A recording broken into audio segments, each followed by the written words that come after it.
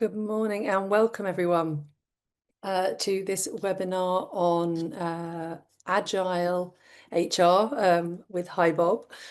So I'm going to start with introductions. Hopefully we'll start to hear from some people in the chat. Samantha, welcome. Welcome, Mia. But yes, my name is Laura Fink. I am a People and Culture Director at HiBob, and I've worked in the people and talent space for the last 20 years, it now seems. I'm sure, like many of you, that the only constant over the last 20 years has been the variety of different changes that we have faced. And certainly in my career, from my very first HR role, when I joined a record label who was going through a merger, a restructuring and downsizing, and also facing business disruption in this newfangled thing called iTunes that was somehow disrupting the CD market, the only constant has been change. I have worked in large organizations like Google, experiencing hyperscale in new markets, and more recently I have worked in more startups and scale-ups who faced very different types of change.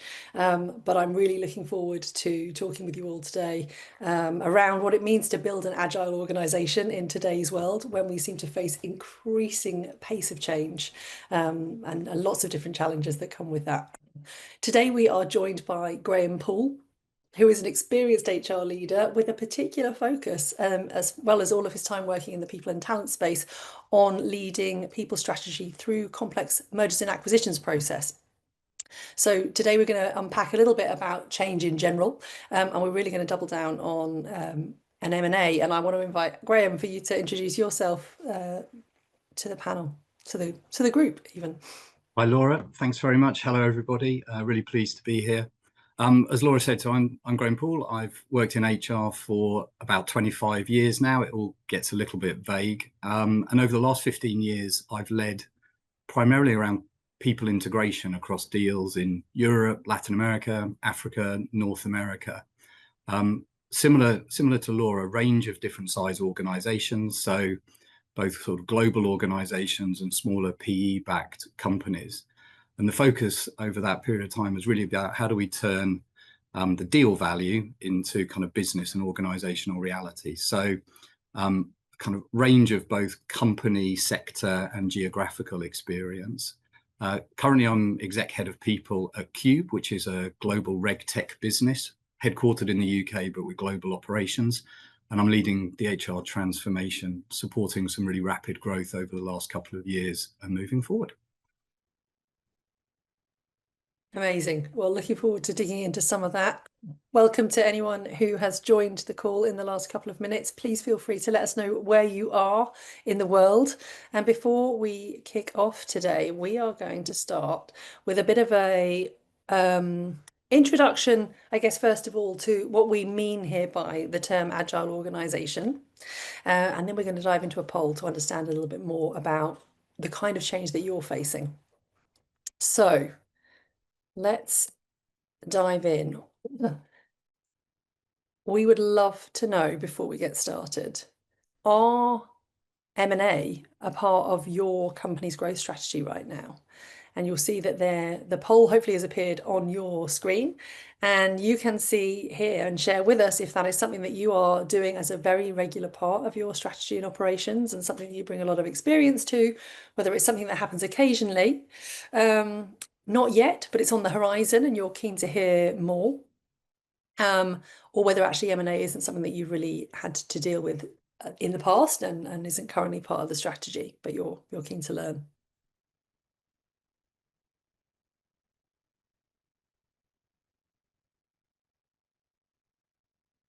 Brilliant.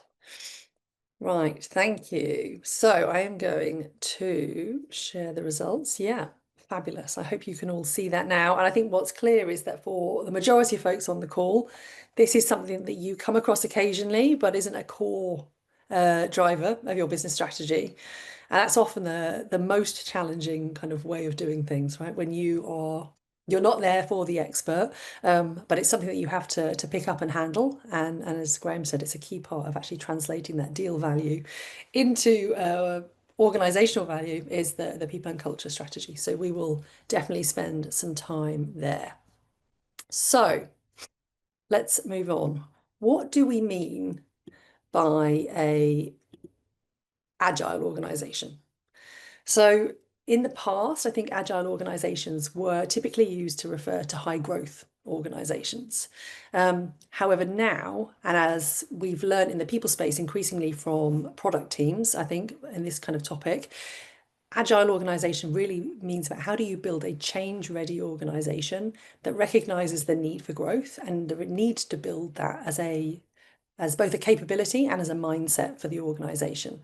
Change is the only constant, and now we don't use speed to define agility. It's about how you can react in the moment to changes that come to us as a surprise, like something like COVID, as well as prepare your organization for business as usual organizational change or something as different as an M&A.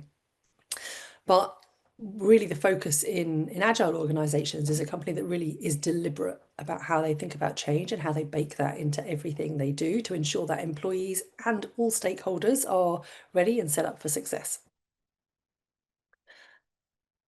As I've already hinted at, change is a very, very dynamic beast and takes different forms at different times for any business.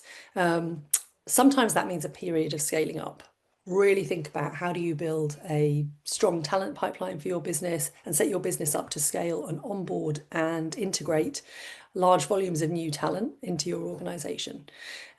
More recently, sadly, that's not been the case for so many companies. And a lot of us over the last 5 years have focused and had to deal with many workforce reductions. As the macroeconomic situation that we're in has become more challenging, it has been very much the experience of many people leaders in managing those workforce reductions, both in terms of the delivering a people first approach to what is a very tricky situation, but also in terms of how do you motivate and rebuild after you've had to let people go. And then, of course, there is our organizations are changing. Gen AI is a great topic, right? Where most of us are thinking about how do we build a very new capability to a lot of us into our organizations and build the confidence and the skill set into our organizations so people feel comfortable to experiment and then to integrate AI into the way that we work. And then finally, we also think about where we are looking at things like mergers and acquisitions, right? When you bring together two companies, we're thinking about all the different elements, structure, leadership, culture, ways of working, and hopefully we'll dive into that a little bit more with Graham today so that you can learn from his experience. And we'd also love to hear from you. So please, if you have questions, if you have things that you'd like to add, if you have experiences or learnings that you've learned the hard way, then please do add them in the chat or add questions for Graham in the Q&A box too. So why now? Why does this feel so pertinent right now? And I think a lot of this we've talked about. I think we live in an extremely volatile world right now. The economic situation over the last 5 years has been very challenging, increasing geopolitical uncertainty, as well as that macroeconomic climate and the increasing speed of innovation cycles with AI really accelerating the pace of change and really impacting businesses in a very serious way, both on the very positive side, but also bringing some challenges. We are now facing change on all fronts. So those innovation cycles are shrinking. As we grow, we have to, as we learned in COVID, rewire how we work, the ways of working, whether that be remote first, hybrid, these things that were not so much part of the lexicon more than 5 years ago. We have to face those transformations driven by technology. And we also need to ensure that with all of this happening, that the way that we work is flexible, agile, and you can build resilience into our organizations. And resilience is a whole topic in and of itself, right? But we know that what ultimately we're trying to do is deliver value for customers and ensure our organizations are equipped to deliver on that. So let's dive in to more of our focus on the mergers and acquisitions space. Graham, I am going to ask you to come off mute and help us really understand a little bit more about your experience. And in particular, if we start from if we think about the deal life cycle, like what do you think are the most overlooked strategic conversations for HR when preparing for any M&A activity?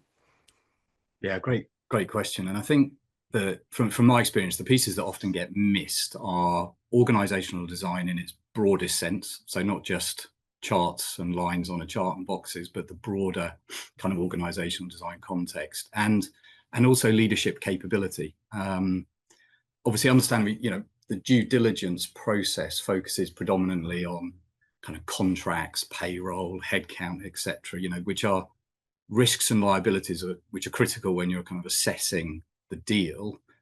But fundamentally, if you don't know whether the leadership team in the business you're acquiring can actually deliver the strategy and that value creation plan, you're starting from kind of a really shaky position. So, something for me that's always really important is how can you understand how successfully that leadership team have delivered change in the past? Because that becomes a really interesting reference point for the sort of future success of that leadership team to partner and deliver that value change plan. I think just the other kind of blind spot I sometimes see is around cultural due diligence. And when I've worked on integrations in other markets, so particularly, for example, Latin America and Africa, the biggest organizational risks weren't the sort of paper-based, necessarily financial ones. It was about the classic, how decisions got made, how fast change was accepted, what employees expected from leadership. And I think unless you've already got a sense of that very early, it becomes really hard to catch up. I mean, that's such a great point, Graham. I was actually just talking to a cross-functional group of leaders before this call, and we were talking about this topic, and how often it's the case that HR isn't brought into that conversation until we're really talking about how do we manage the risks in a deal that we already find ourselves in. So do you have any experience of being brought in early enough to make a difference, and or if not, then what tips might you have for anyone on the call on how to make sure that the people and culture stuff is considered early doors and how important it can be to that value realization and risk mitigation? Yeah, and I guess you'd probably expect me to say this, but I think if HR is only involved after the deal is signed, you've missed a massive opportunity, both at a kind of top level in terms of how the business is beginning to define the delivery of the plan, and also obviously from an HR point of view, being able to get ahead of some of those kind of key risks and influence how the first 100 days, first year is being structured is really important. And I mean, I've had experience from both ends of the spectrum, and I think one of the biggest deals I was involved in, which was down in Latin America, the HR team were brought in very late, and that meant we were playing catch up. And as it turned out, my first day with this new business was also the first day I was in a workshop in South America starting the integration planning.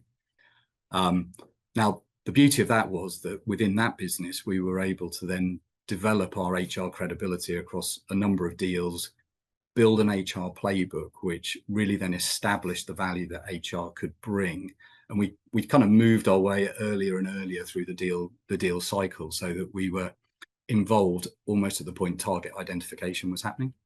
And I think that's where you begin to add real value, when you're part of almost the deal shaping, not just the post close.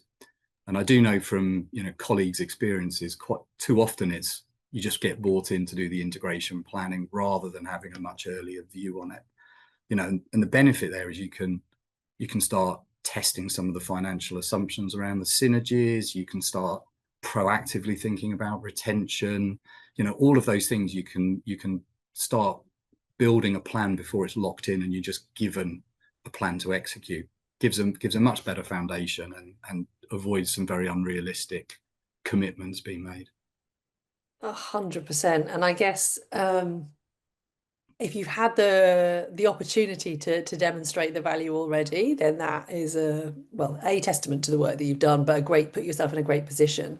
I'm interested in what you think in terms of building successful alignment early between HR and whether it's the finance team, the strategic, or corporate development team. What have you seen work well there to help get these things on the table the first time?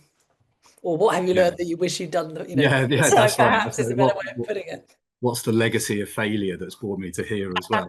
I think I mean I think the reason I love the role that HR can play in M&A is because it really puts the sort of people and organizational agenda right on the sharp edge of the kind of business activity, sometimes in a way that it just doesn't experience in kind of more business as usual type activity. So it really forces HR and us as the leaders in that space to be very commercial, to be really clued in on the financials, both of the business case and also the business that you're acquiring, so that you can talk credibly about that bridge between the value creation piece and the people implications.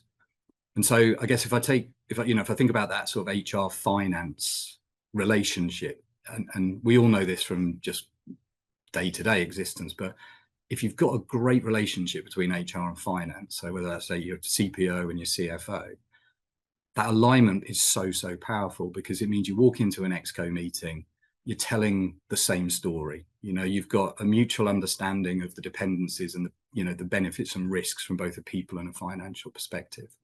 And if you can build that early, it means there's higher trust in the data, there's higher trust in the decisions, and you can take a much sort of longer sight line into the decisions you need to be making over an integration process. So it comes from credibility, it comes from commercial nous, which I know is really easy to say, but harder to demonstrate. So sometimes if you're with an organization that's highly acquisitive, it can be a slightly slower burn, and you need to kind of prove yourself at each step to get further and further, earlier and earlier into the deal cycle.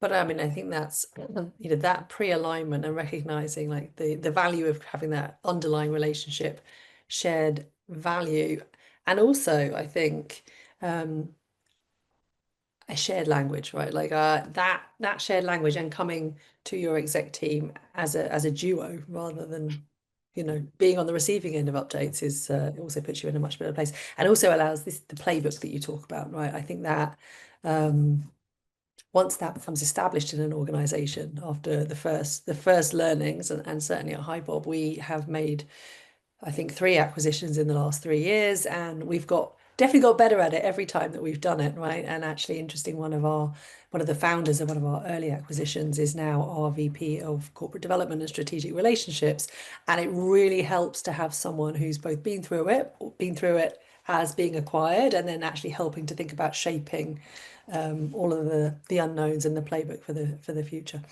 And it takes some discipline actually to do that, because it's very easy, the whole deal fever, everyone gets super excited about both the prospect and then very much head down into the implementation and the integration.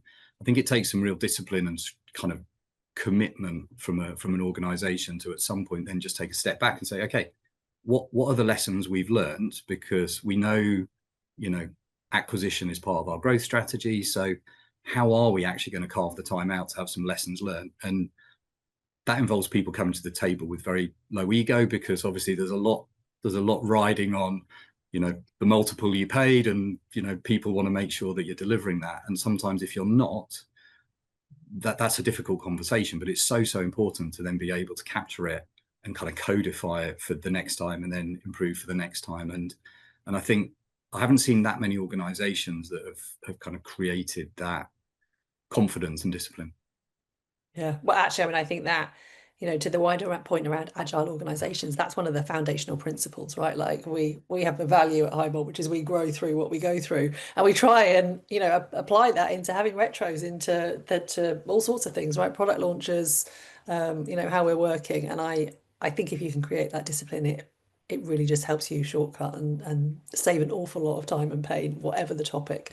But I mean, maybe that's a good place to talk about then, actually, where do you start? So let's assume that you're in the room earlier on, but as you're thinking about the deal value and how that's going to work, but as you think about more the HR side of that deal, where do you think teams should start when assessing what needs to be done, both either in the deal due diligence, or actually when you've signed the deal and you're into that next phase of more operationally, how are we going to realize value? Where do we start? Yeah, it's a great question. And I think, irrespective of where the HR team you're in is engaged in a deal process, whether it's right at the beginning or whether it's as you're poised to start integration, I Mhm. think probably the most important question that I've learned is go back and understand the deal rationale. What's the strategic driver and what's the expectation of Mhm. what this deal is going to deliver and over what time frame? Because we all know there's different types of deals that are done. Sometimes it is just about market share, sometimes it's about kind of an acqui-hire, sometimes it might be a bit more just blocking other competitors, etc. So being really clear on that strategic part, I think, is so important because it then frames Mhm. where your people priorities are going to come. And so, from sometimes it is purely a cost out exercise in a sense, and it's purely driven by synergy. But I think from my experience, those are relatively rare from the deals that I've been involved in. And you know, once you've got that kind of focus and that clarity, I think talent inevitably becomes, I think, one of the first key starting points. Because understanding the critical roles, understanding the critical people who are driving value in that business is so fundamental, because until you know that, everything else is kind of at risk. So that's where, as an HR kind of lead, I think you're relying on your ability to understand the business, understand how it makes money, understand the roles that drive that value, and therefore you're really kind of starting to take a more risk-based approach to how do you protect those people and those roles, because that's fundamentally what's going to be giving you the value driver over the next 12, 18, 36 months. And so for me, and that varies sector to sector, of course. One really interesting story I heard was, a company, not one that I was involved in, but they were buying a kind of sunflower oil producing business, and they hadn't captured in any of their kind of retention plans that there was one single guy that had the relationship with a lot of the growers. And actually, if he went, the whole kind of buying process started to collapse in on itself. And every business has got an example where there are critical people buried a bit lower in the organization, that unless the acquired business has got good talent planning, you may not see that until too late. And so I think digging deep on talent, because that then gives you, I think, a lot of the framework and the guidance about where you need to go next in terms of benefit plans, harmonizing kind of incentives, etc.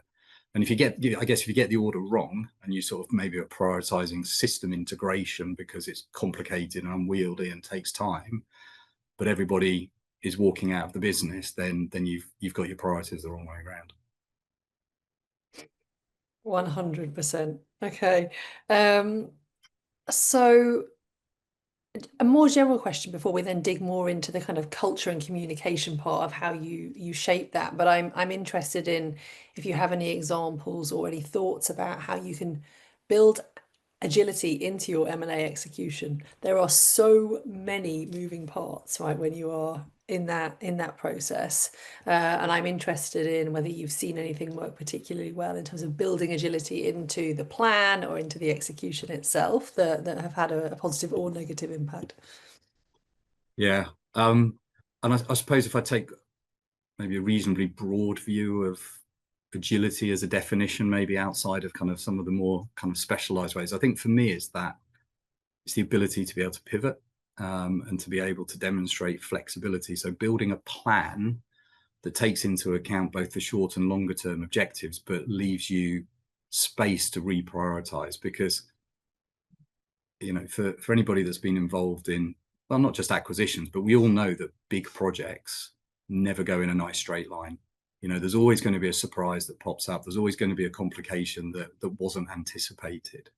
And I think having a plan that is robust enough to give stakeholders kind of confidence, but also flexible enough to work around those issues that might pop up, is one way. And I think in an M&A context, I would sort of start by separating, what's the day one, month one non-negotiable deliverables that need to be in place to bring people over safely and set them up kind of successfully, versus what might be the sort of longer term 1 year plus ambition. And I think if you can kind of create a little bit of tension between those, providing yourself with the space to be able to sort of speed up and slow down, then that I think is just one way that you can sort of avoid derailing the deal. And we were talking before about kind of the benefits of cross-functional kind of squads, and I think having relevant stakeholders working really closely and tightly together so you can identify risks, you can identify roadblocks and navigate around them as early as possible. That relies on the collaboration and the kind of strength of relationships that hopefully you have in an integration team. 100%. I mean, I think that, that team and that cadence of checking in, staying connected, and really understanding that broader execution plan is absolutely critical, right? So yeah, strong advocate for that from experiences I have had. Now, often culture, is the piece that goes wrong when an M&A fails. I mean, the stats around, the full value of any M&A being realised, like many changes, are, stacked against us. So, what practical steps would you advocate for HR leaders to take to shape or understand or think about what the future of the culture will look like in the post deal? Yeah. It's funny, isn't it? Because there's the sort of much quoted, 70% of deals fail to deliver the value, and culture's commonly cited as the main or one of the significant contributors to that failure. And everybody knows it kind of instinctively, but I think typically it's one of the first things that people sort of overlook or say, actually, look, forget that, we need to get to this number or we need to get to this target. And so from experience, I think that's because people find it sometimes quite hard to quantify or kind of give a view about what the culture is.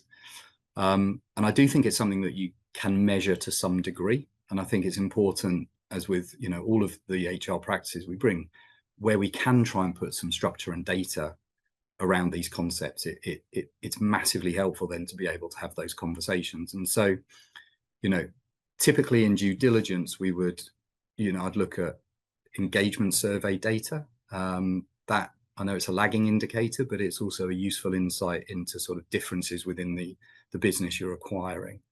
I've often used kind of pulse surveys.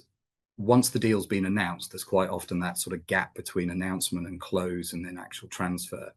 So there is an opportunity to start just trying to understand, even at a leadership level, how aligned are the cultures. So there are surveys that I've run which give you a sense of where there is real similarity or where potentially there are some bigger gaps in, the way decisions are made or what people's expectations are in terms of communication.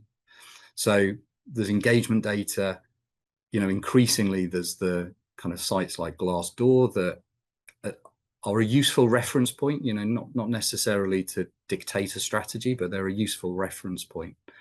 And then if you have time as well, running leadership assessments, and not necessarily we're assessing you to see whether you keep your job, but more just a general kind of discussion about leadership behaviors, leadership expectations, can also give a real insight into culture. And then I've probably emphasized leadership quite a lot there, because typically that is the population that in a deal process you have more access to. You have more access either through the management presentations or then as you're kind of starting to plan the integration and synergies. But once you've got some of that data, I think it's really important then to be looking ahead to say, well, what is this new deal we're aiming for? What is the new culture? And again, it will depend a little bit on the nature of the acquisition. Sometimes it's very much, here's our culture, you now integrate into it. Others, it might be more of a best of both, where you're genuinely trying to bring together the kind of positive components of both. And again, the business context is really important. I've worked on a lot of deals where we were acquiring family-owned businesses and bringing those into more of a kind of multinational. And that's a real cultural shift to help people navigate. And it requires sort of explicitly calling it out, and then also how you're investing over and above what you might normally have done when you're helping people make the shift and understand the new norms. Brilliant. I mean, I think you touched on a lot of very interesting topics there that we could dive into. I mean, I think the deal type itself, as you say, can really change the nature of what this looks like. Um, and I was having a conversation recently with some leaders about some of the challenges, actually the human factors, right, that we talk about more in day to day and kind of get left aside in an M&A process, but particularly where there are going to be headcount impacts, particularly when some of the leaders may be in a more merger situation and their roles themselves could be at risk, right? That's actually bearing in mind those human factors all the way through. And I'm just interested if we think about kind of the employee experience, and maybe we've had a question in the chat actually around some of the more technical aspects of actually thinking about the way you treat any deal in terms of whether a TUPE applies and some of those kind of technical elements. So I would love to come on to that in a minute. But thinking about how we shape the employee experience for employees in your business and coming from the other business, like what role does the deal team and the kind of finance expectation and that strategic roadmap play in shaping what that employee experience feels like? And are there any practical suggestions you can make about how you help both sides of both companies coming together in understanding what is expected and keeping them in the loop? Yeah, it's a great point, isn't it? Because I think quite often in deal processes, it's easy to overlook the very human element that's driving it at a senior leadership level as well, from both the acquiring and the acquired perspective. And it creates disruption, obviously in the business you're acquiring, but also in the buying business, and it can throw up a lot of uncertainty for leaders. And so what I've seen work well is, and it's simple but hard to do, is how do you give people at a personal level the clarity and the assurance and the comfort, if you like, of what their role is as we go forward. And it sounds really simple, but it can be really hard to achieve that. Obviously there's so much, there's so much change, there's so many moving parts in a deal process. But again, what I've found really works, the best for me is being very transparent and very honest with people. And if you can give them an answer, great. If you can't, explain why you can't at that point in time, but tell them when you should be able to. And I think that can help at least mitigate some of that negative employee experience. And I think the same principles then hold as you look across the whole organization, which is, principle should be to provide clarity and assurance as early as possible. And if you can't, be really clear about, what the impact is and what the timeline is to manage it.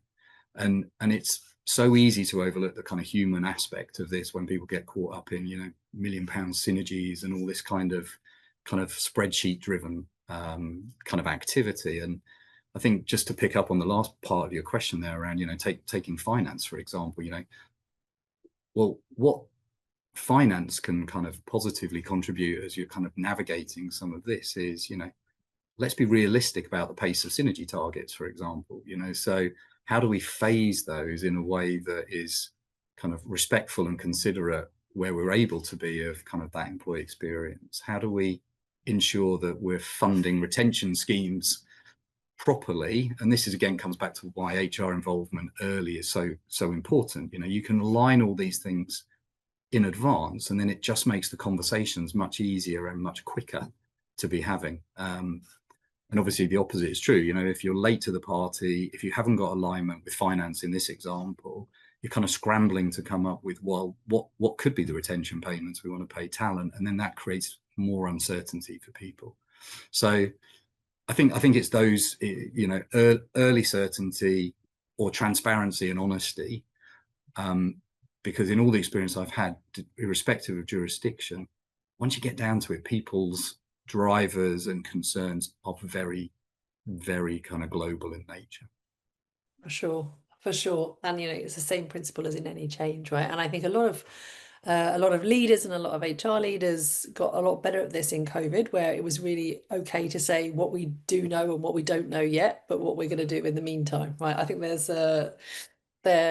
is a lot in that comes into M&A in particular too.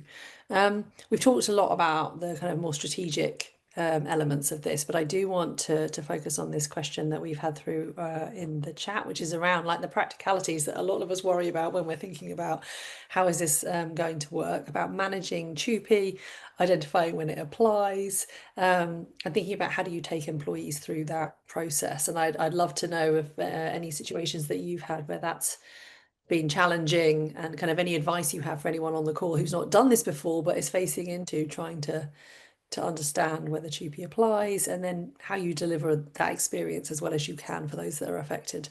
There's any of the kind of Yeah, logistical and yeah, and I mean cultural. it's a great question, and I think you know, a lot of my experience has been kind of international as well. So either TUPE obviously doesn't apply, but there's often local variations or other kind of union type restrictions or requirements, if you like. I mean, interestingly, at the moment we're within Cube, which, you know, we're going through a highly acquisitive growth phase at the moment here in Cube, and we are just in that TUPE process at the moment for a recent acquisition. Mhm. And you know, I think clearly the nature of the deal begins to define the nature of the employment transfer.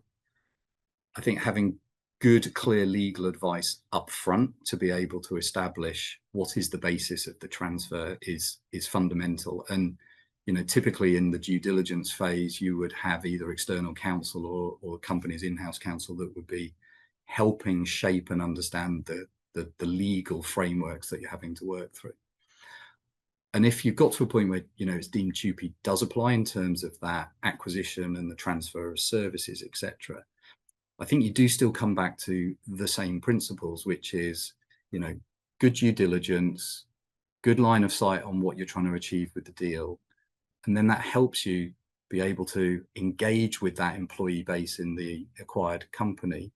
You can talk about what the deal rationale is. That helps them flush through very clear questions, you know, from whether that's from employee reps or directly from employees.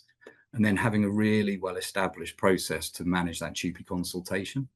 You know, and we're lucky here at Cube. We've done, this will be our third acquisition since sort of 12 months ago. A couple of those now have involved TUPE. So to the earlier point, we're building more capability and muscle, if you like, about how we manage those TUPE processes.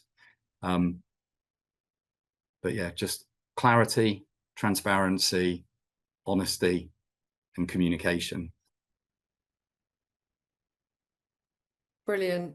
And yeah, thank you for adding that question in the chat. If anyone has any other questions, I want to make sure we leave some time for your questions as well. If there is anything that we haven't yet covered that you'd like to see, so please do add in the chat or in the Q&A. I guess where I'd love to come on to, you've talked a little bit more there about your experience managing multiple jurisdictions, and talked a little bit about Latin America earlier on. So if the company that you're working with or your own company are dealing with this in multiple different countries, what are the biggest watch outs or biggest learnings that you've had as you've faced into that? Yeah, I think that there's one, and it's just that assumption that what works in one country will work everywhere. So not just the legal side of things, because I think, you know, we all know that the legal and employment frameworks will vary from country to country, but you know, that assumption that the sort of cultural attitudes to leadership and change are universal, and they're really not. Obviously, we all have a kind of human reaction to uncertainty, etc. But you know, I've seen very different reactions, whether it's Latin America, Africa, Europe, you know, and they really come down to, you know, the speed of decision making, who makes decisions, how they're made, how stuff's communicated, and employee expectations. That those all play massively into how, you know, you can misstep, you can get things wrong when you're making a kind of more holistic, kind of homogenous assumption about how to be approaching change. And so whilst it's great to have a playbook, as we've talked about, I think you also need to know that it has to flex and it has to take into account the kind of local nuance, etc. And that's where that on the ground understanding and partnership becomes really important. 100%. And often you hold off on some of those conversations, right, until quite a an established part of the deal, and then you're scrambling. So we talk a lot about cultural intelligence at HiBob and use Erin Meyer's culture map Yeah. as our guide, as I'm sure many organizations do now. But I think it's sometimes just a useful, simple framework to start thinking about how that might look differently if you're not yet able to go and talk to folks on the ground, which is the absolute best way to really understand how things are landing and plan accordingly. Yeah, I've used I mean the Hofstede Yes. cultural model as well. I find again, like you say, it's quite generalized. Obviously, to some degree, it's quite simplistic, but it does at least allow the ability to ask some questions to dig a little bit deeper. Yeah, and particularly like, none of us have worked in all countries, right? So there's just so many things that sometimes you don't know, so they're useful kind of just things to think about. Um, Lovely. I guess I am most interested in kind of the top risks that you see when HR and the deal team aren't aligned in any scenario, or whether you think we've covered that. And if not, then just if you think about how do you measure the success and what metrics do you use as you think about whether a deal is going to be successful? So top risks, and I'm thinking particularly if HR and the sort of deal and finance teams aren't aligned. So one is the plan over promises on synergies, assumes cuts that can be made that we just know aren't achievable. I think you miss hidden costs, and those can come through severance, retention, benefit harmonization. So that's the second kind of really critical risk, I think. And then the third one, as we touched on, is talent, and particularly kind of talent flight and attrition. We all know most often it's the good people that choose to proactively take control if they feel uncertain, etc. And quite often they're the ones that will leave. So I think those would be the three. I think for me, overpromise synergy, hidden costs, and kind of talent attrition. I Nice. think how you can start to measure that, and just to the second part around kind of the people metrics piece, I think clearly voluntary attrition, particularly around those critical roles. I think as much as you can be trying to get some insight into how people are feeling during the process, pulse surveys, town halls, etc. I Yep. mean, and then ultimately, of course, the deal success will be managed on have you delivered the synergies or whatever other financial metrics are in the deal. So it is really important to have that as a baseline discipline as well. Brilliant. Last question in our final minute, Graham. So we have to be a quick one, but we were talking when we were prepping for this about how data integrity and clarity is so important to actually mitigating a lot of these kind of more operational risks. And I was interested in whether or not I think, at Cube you're a HiBob customer, whether having an all-in-one solution has it had an impact on the way that you've managed that readiness and I, strategy? Yeah, I mean, it does massively simplify the process when you have a single source of people data and a single source of people related cost data as well. So again, we've been a customer for HiBob, I think, for just coming up for 2 years, and in that time we've grown approximately from sort of 400 people to 800 plus, all now built into obviously using Bob platform. In the time I've been here in the last sort of 10 months, we're making 3 acquisitions, and it does make it much simpler to be able to integrate people, standardize some of the processes, and have visibility across those people related components. So I know we're out of time, Brody, but yes is the simple and straightforward answer. Okay, thank you for sharing. And there is a poll live if anyone, would be interested to learn a little bit more about how HiBob can support you if you're working through organizational change, whether it be M&A or any other types. Please just let us know if you'd like to hear any more now or in the future. But Graham, I want to say a huge thank you to you. It's been a super interesting conversation. And I hope for those of you who've joined on the call have taken as many learnings from it as I have. It's been, yeah, great conversation. So thank you, Graham. Much appreciated. And yeah, look forward to continuing to work with you as a customer. Fantastic. Thanks for the opportunity, Laura. Right, thanks, everybody. And we'll hopefully see you again.